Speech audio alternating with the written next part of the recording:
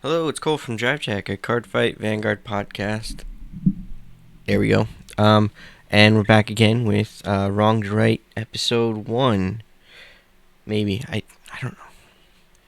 Yeah, we'll do episode 1. Anyway, this is episode 1.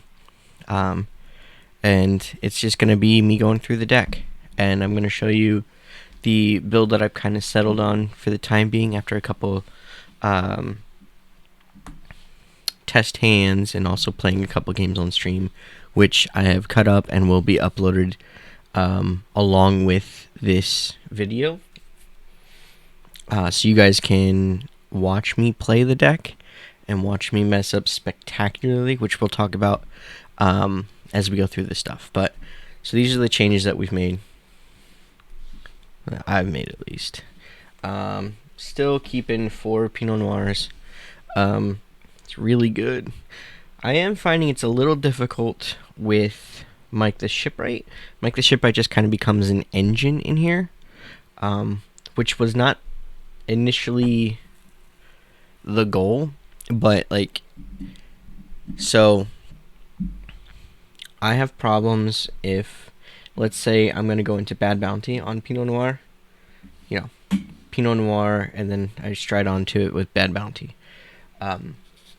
Bad Bounty himself doesn't actually call anything. The only way that I call stuff is with Pinot Blanc. But with Pinot Noir, he doesn't actually call anything else. So I need other cards to call stuff. So I have cards like Beatrice, I have cards like Colombard, Negrobone, just stuff to call things out. And because I'm focusing on Mike the Shipwright, who's not a combo deck, like comboing multi attacks like Night Rose would be, there's no reason for G Colombard or G Negrobone either, so we're not using those guys.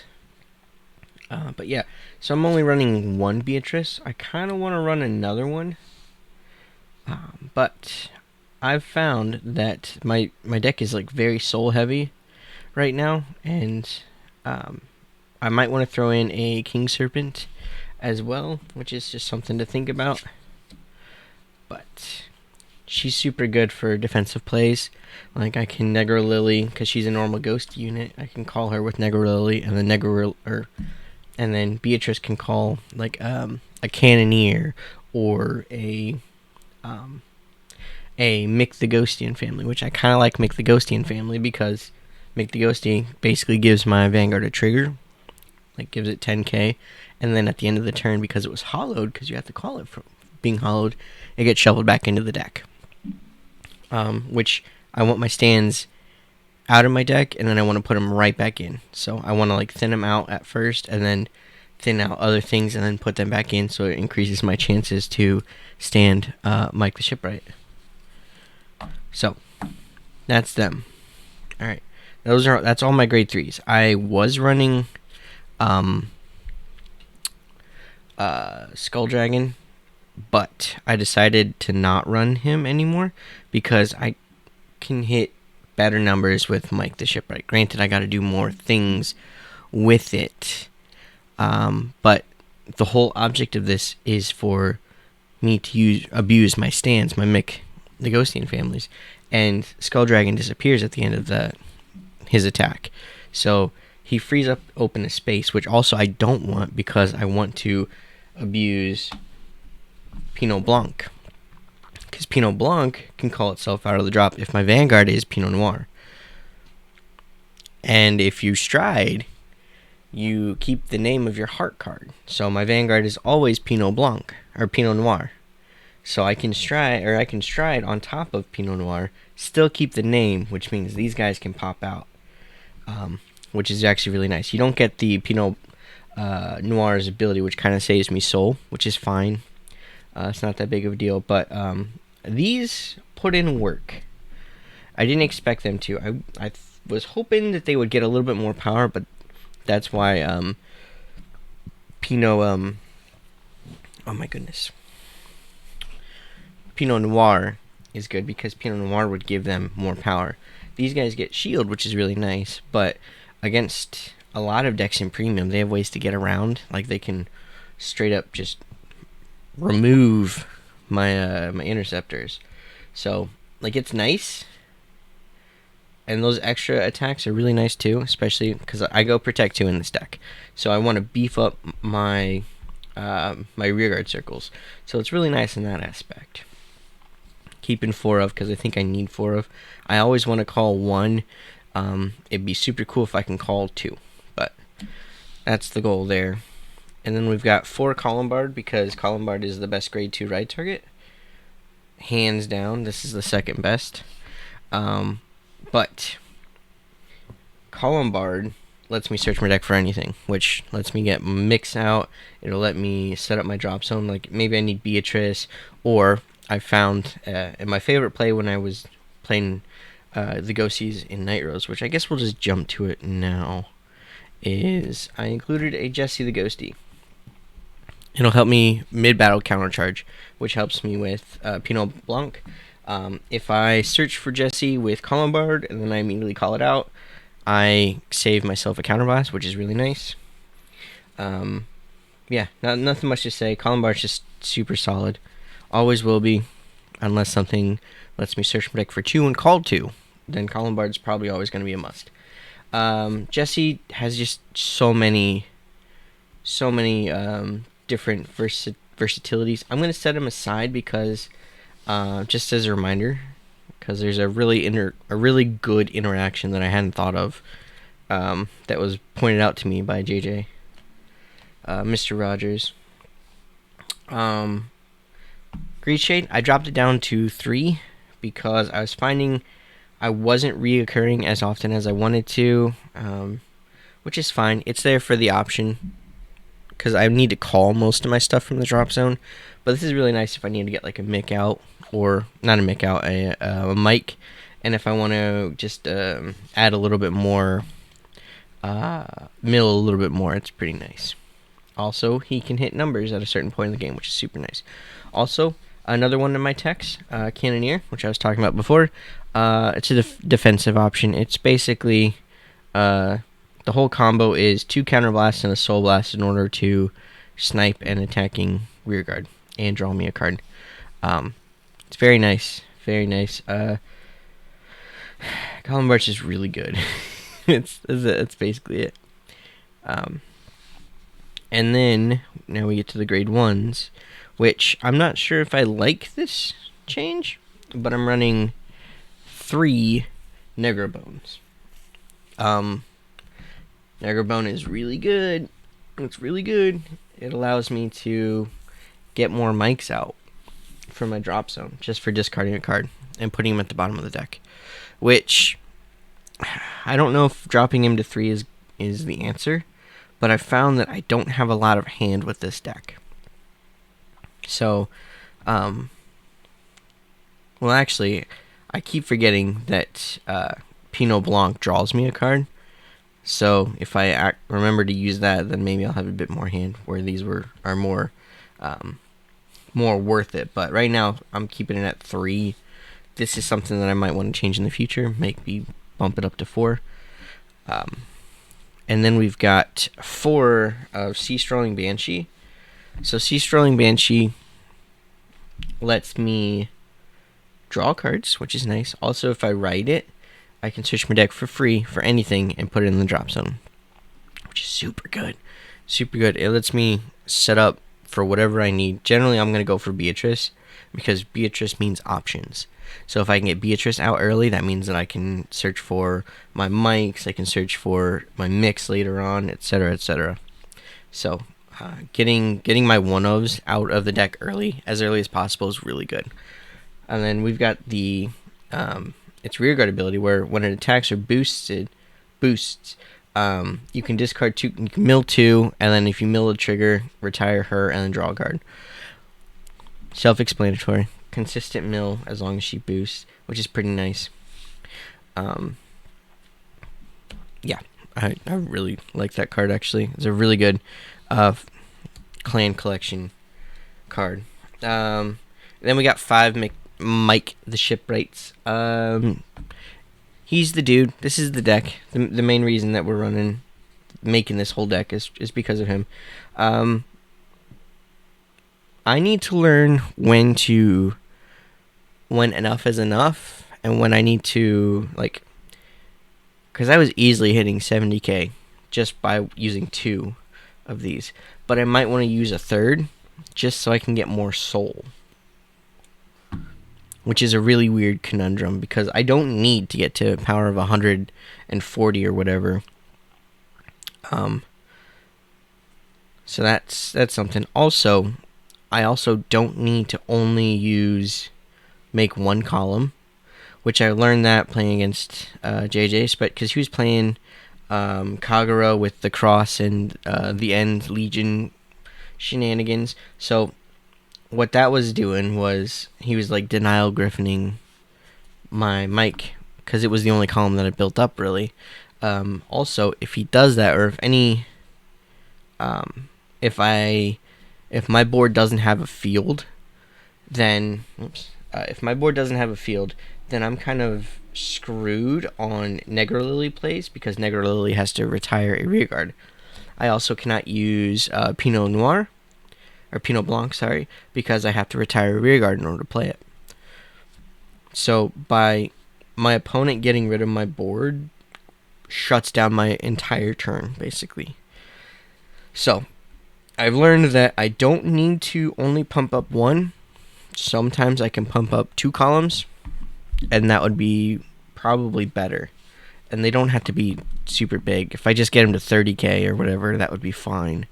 I also have found that I don't actually need to use another Mike the Shipwright, because if I'm on Protect 2, and I call a bunch of Micks to get it in there, like let's say at one time I had 3, I called 3 of them, made him a 40k just by itself, because 3 10ks, 5k, and then Protect 2 made him 40k. Hi Blanche, hello. Nope, not right now. Not right now, buddy.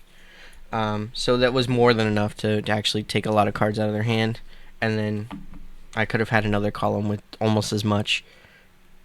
So like, I just need to learn when to go in and when to not. Tier MVP. Soul Blasting 2 to more often than not, I'm going to countercharge 2. So that's really nice. I still might want to throw in a King Serpent though, just because I can. The only problem is I think King Serpent is only when he's called from the drop zone. I don't often want to spend one of my precious rearguard circles calling a King Serpent. So I don't know. That kind of mitigates it with Jessie the Ghostie, but we'll get to Jessie the Ghostie in a little bit. Being able to countercharge is really nice, and using some of the soul that I get from Mike the Shipwright is also very nice as well. All right.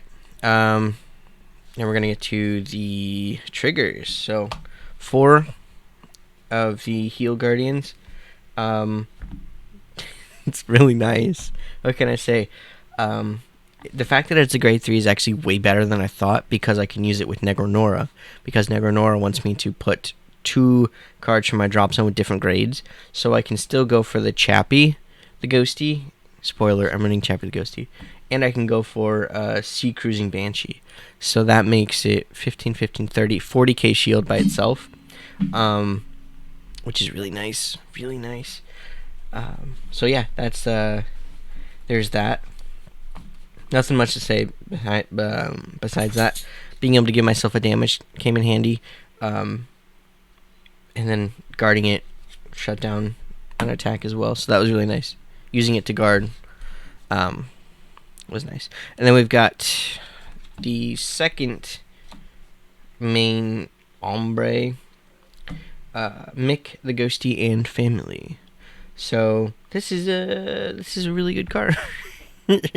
Really good card. There's defensive plays. There's a lot of offensive plays. There's a lot of shenanigans I can do with it. But if let's say I'm in Obadiah, like Big King Ghostie Obadiah, Great Emperor Obadiah, whatever his name is, the second one with the pink background, which it's over there. We'll get to that in a second. But if I call a bunch of these, I need ways to retire them. Well, in comes Jessie the Ghostie. Retire 2 rear guards not named Jessie the Ghostie. Call him. And then when these are retired, they're shuffled back into the deck. And then I just need to get rid of 1 more, which is where Negrobone comes in handy, or just straight up calling something on top of it. So, yeah, just by that alone, I'm tempted to run more Jessie, like another Jessie. But I probably won't. Because, well, actually, I can't, because I can only use that ability on Jessie once per turn. So that's fine, actually. That makes everything a lot better. But yeah, I didn't realize that Jessie... I keep forgetting that Jessie has that ability, because it's just... I never use it. But that would be super helpful here. And then we've got 4 of the draw PGs. And I don't want to run these. I don't mind that they're draws because, you know, I don't go through my deck as quickly as other Grand Blue decks, so like this isn't as bad for me. Also, the grade 1 space in my deck is very limited because I'm running Mike the Shipwright, meaning that I don't really have space for Planner Prevent Dragon or Dolph the Ghostie. So those are the 2 that I'm in between on if I want to run them or not, which one I want to run. But if I ran those, I just couldn't run Mick the Ghostie because Mick takes up 5 spots, and I really need all 5 of those. So it's kind of like a one or the other sort of situation. I know in episode 0, I was talking about running the Stride fodder crit, but after playtesting a little bit, I've found that I just don't have enough soul in order to do a lot of my tricks. So being able to get soul and also draw a card and get a little extra power is really nice. Really nice. So that's why we're running Wild Seas Banshee here. And then the last trigger is the generic over trigger, the one that gives 100 million to 2 units. I have found that if I am on Pinot Noir and I have 2 open counterblasts, I can call 2 Pinot Blancs.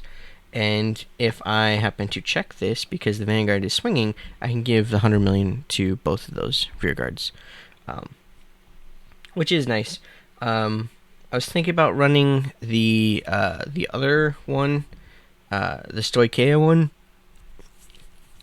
and being able to like give a front and extra crits and stuff would be nice, but overall not needed, I think. Also, I only have 2 copy, 1 or 2, one in Magnolia, 1 in Zarga, and I didn't want to buy another one, and I already had this one, so it's essentially the same thing, honestly. So yeah, we're running that, and then we've got a couple other techs. Grenache is no longer my starter, so that's cool.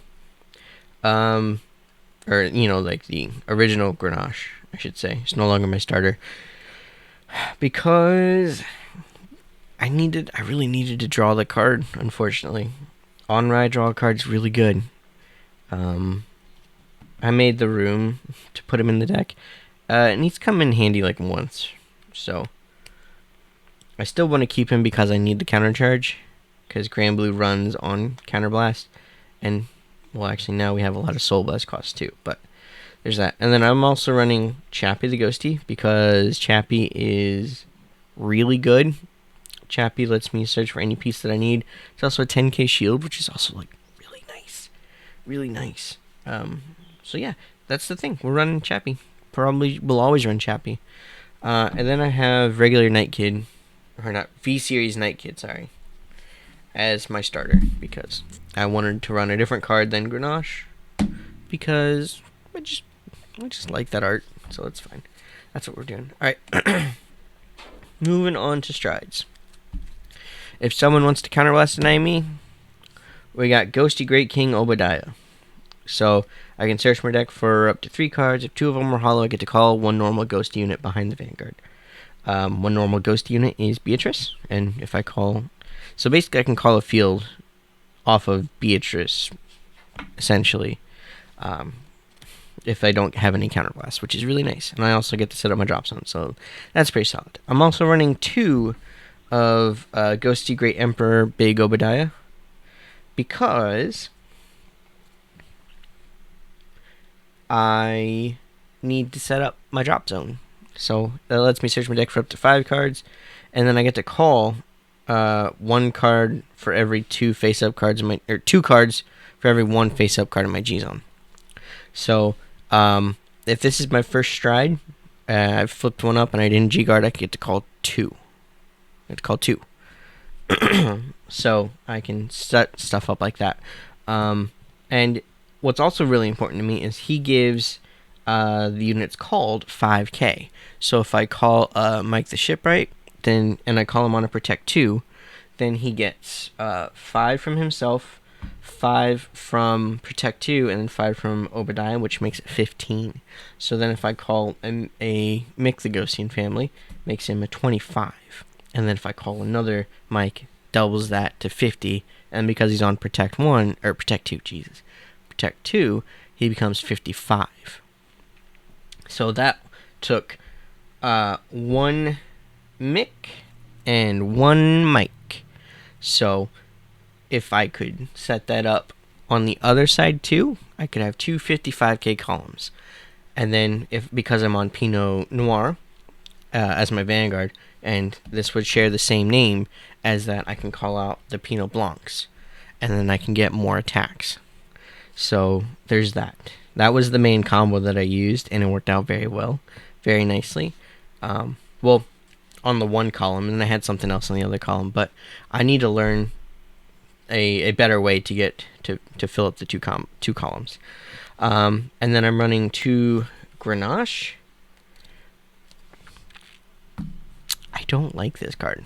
This card is probably not going to be in here anymore. I just don't know what exactly else to fill it. I could put Roseate Night Rose, or Twilight something Night Rose, the promo one that came out. I could do that, which wouldn't be terrible. But this lets me like empty my soul if I've got it, and call whatever I emptied, which theoretically could be a lot, and helps me recycle all of the mics. So that's something. But we have Bad Bounty. I'm running 2 of those, and Bad Bounty is super good. It'll let me re-ride from the drop zone. So like there was a game where I had to ride Beatrice, but then I just strode into Bad Bounty and corrected my Pinot Noir after I rode, and then when I attacked, I can call the Pinot Blancs out. So it helped me fix and be on the correct Vanguard, which is really nice, actually. But yeah, discarding 3 cards is annoying, but it makes sense because I do get a lot of value out of that. But the card's good.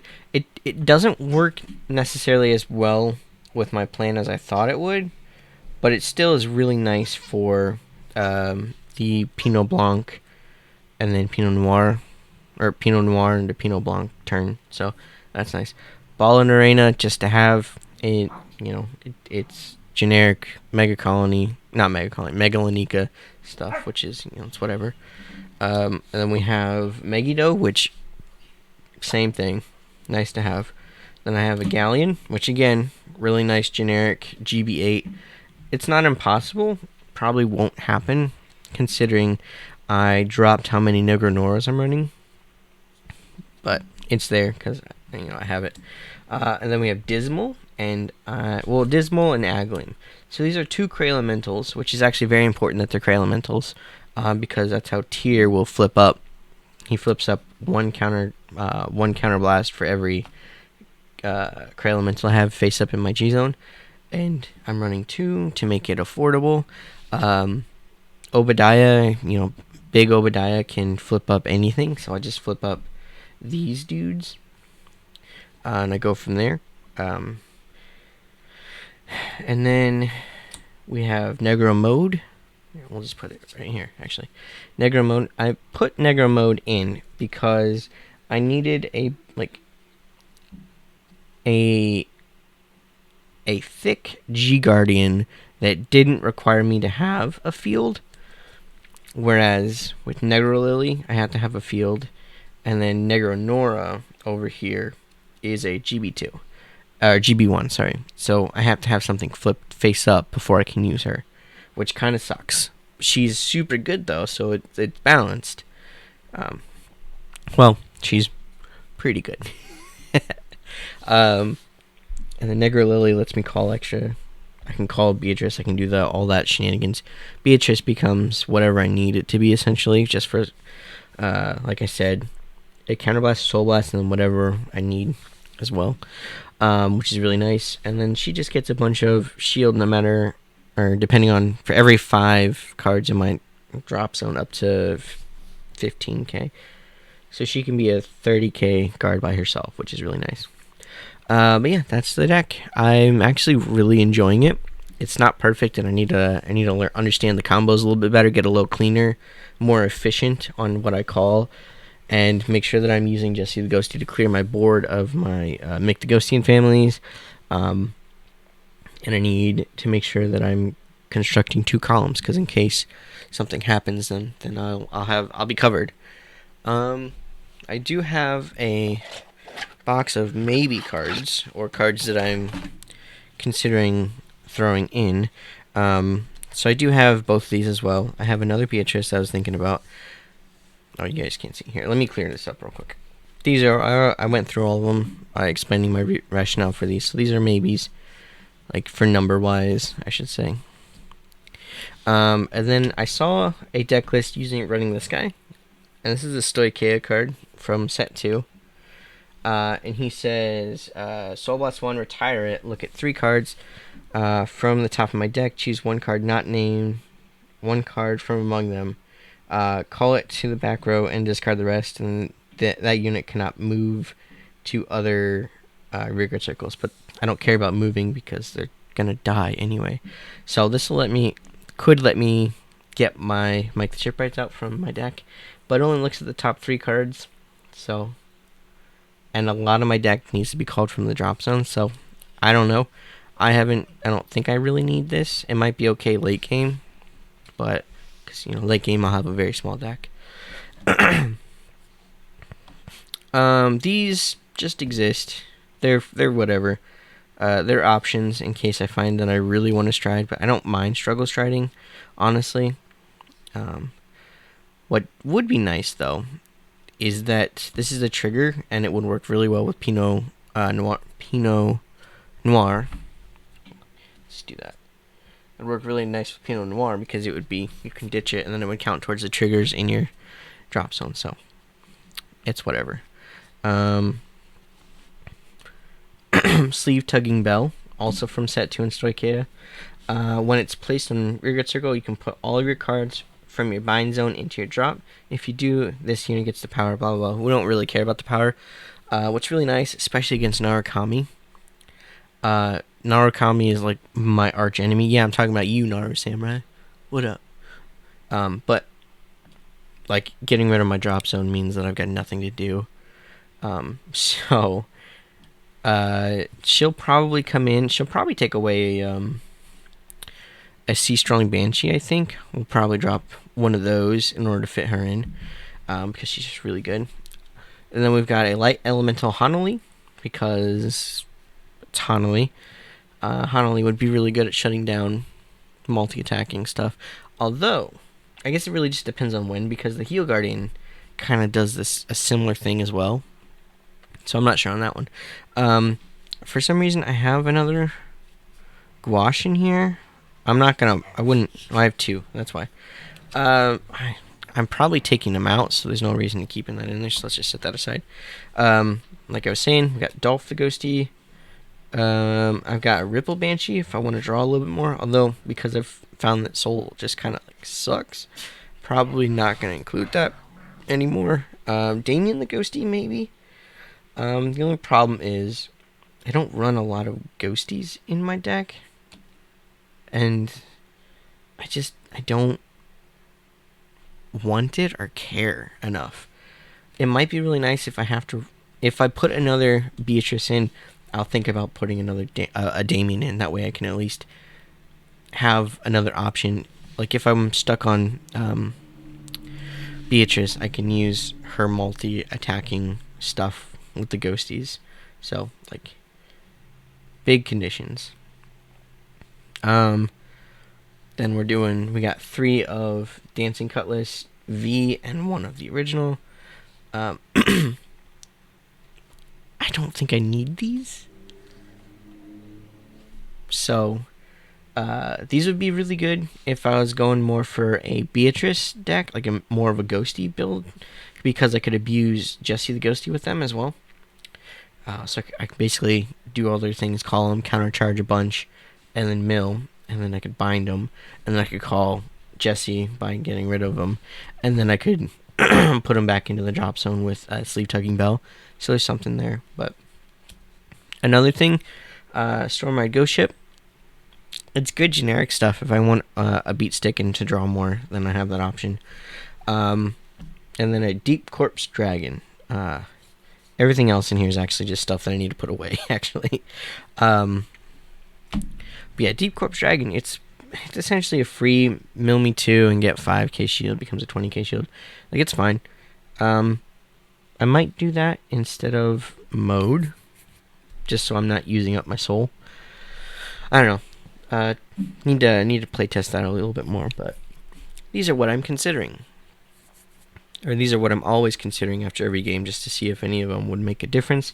As of right now, I like what I've got. I don't think I have a reason to change anything.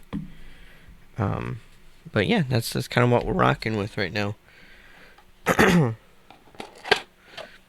So, we'll put up the fights I had against JJ.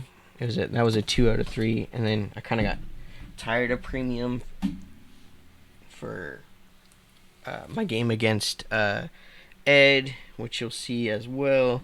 Like, they were good games, but the deck is not perfect. It needs a lot of help, and I'm enjoying helping it. You know, taking my time and learning the ins and outs of the deck and fixing it the way that I want it to go. So that is From Wrong to Right, episode 1. You'll find 2 and 3 of me actually playing the game in the playlist, so you can go watch those. That'd be greatly appreciated. That way people can like what I do. But yeah, any comments on what you would change to the deck, I'd love to hear it. But like I said, this is not a traditional Grand Blue deck. I'm purposely making a gimmick, and I think the gimmick has a very small amount of potential, especially when I can hit 55k on a grade 1 is pretty nice. So yeah, without further ado, I'm heading out. Like all the videos, comments and stuff, and watch Drive Check on Twitch, and listen to Perfect Guard where you get your podcast. Alright, bye.